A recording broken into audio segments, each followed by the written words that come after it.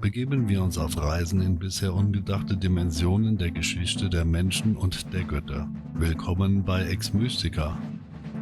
Mein Name ist Pierre Dietz und ich führe Sie durch diese Sendung.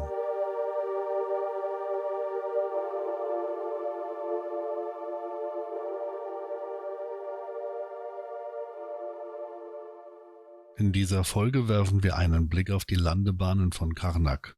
Ich sehe einen Zusammenhang dieser Anlage und dem Apfelbaum in der Geschichte von Adam und Eva. Beim Thema Bibel schaut alle Welt in den Nahen Osten und übersieht die Steinzeugnisse in Westeuropa. Noah ist im Land Britannien gelandet, was sich deutlich nach Britain anhört. Das ist ein Landstrich in der Bretagne. Ein Ort dort heißt Aradon.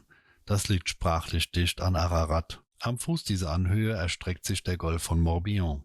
Die Inseln in dem Becken habe ich als Avalon identifiziert.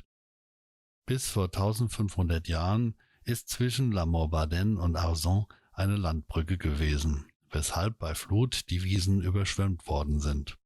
Die Menschen haben zu jener Zeit den Zusammenhang nicht erkannt. 4 Flüsse fließen durch das Gebiet der Apfelinseln.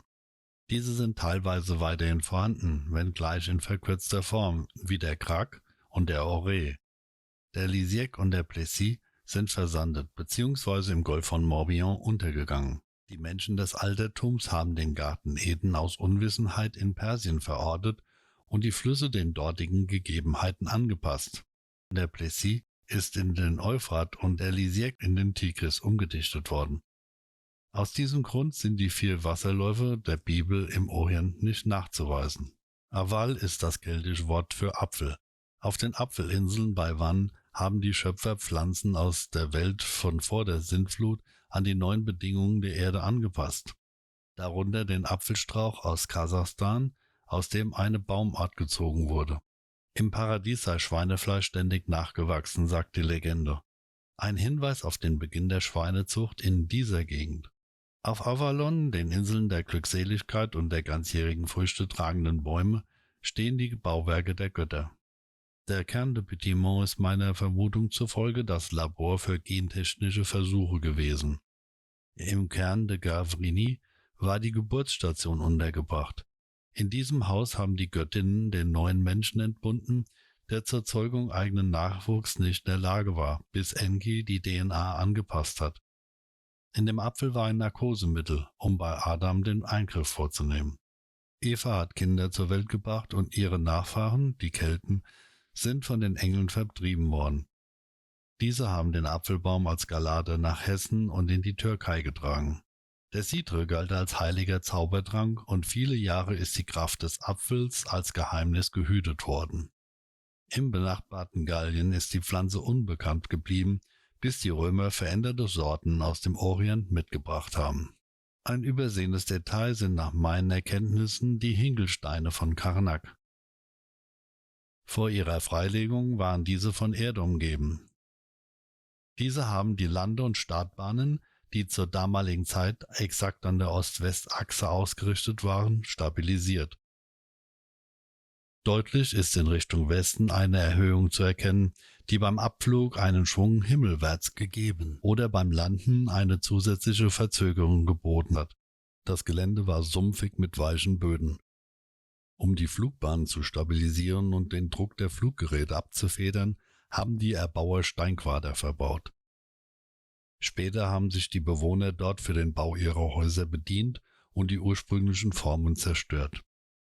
Durch Freilegung und 6000 Jahre Erosion sind die Hinkelsteine entstanden, wie wir sie heute kennen. Der Agra in Locmariaque war die Kontrollstation für den Flugplatz in Karnak. Die Gebäude rund um das Paradies schätzen die Gelehrten auf 6000 Jahre, was dem jüdischen Kalender entspricht, der den Beginn der Menschheit auf das Jahr 3761 v. Chr. datiert. Der Legende zufolge lag in Avalon ein Zugang zur Unterwelt, jener Flugplatz in Karnak. Von dort flogen die Götterverbande zum Strafort Tartaros. Dieser lag so tief, dass ein Amboss, der von der Erde hinabfiel, 9 Tage brauchte, um ihn zu erreichen. Genauso lange wie der Amboss benötigte, um vom Himmel bis zur Erde zu gelangen. Der Abstand zwischen uns und dem Merkur entspricht rund 80 Millionen Kilometer. der wie alle inneren Planeten des Sonnensystems eine Atmosphäre besessen hatte. Die Entfernung zum Mars, dem sogenannten Himmel, beträgt 78 Millionen Kilometer. Eine Distanz, die ein Raumschiff der Amboss-Klasse in 9 Tagen bewältigte. Ich hoffe, der Beitrag hat Ihnen gefallen und hat zur Reflexion angeregt. Wenn meine Themen Ihre Beachtung finden, abonnieren Sie den Kanal von Kontrabasta. In meinem Buch Jesus Christus und andere Fälschungen sind die hier vorgestellten Sujets samt Quellen nachzulesen. Durch den Erwerb unterstützen Sie zudem die Produktion weiterer Folgen der Ex-Mystiker. Lesen Sie zudem kostenfrei meine Artikel bei der Online-Zeitschrift mystikum.at.